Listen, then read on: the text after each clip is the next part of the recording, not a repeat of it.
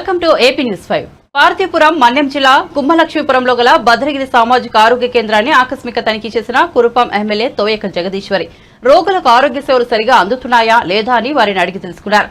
Doctors తో మాట్లాడి వైద్యం అందరికీ సమయానికి అందించి రోగులకు ఎటువంటి ఇబ్బందులు లేకుండా చూడాలన్నారు.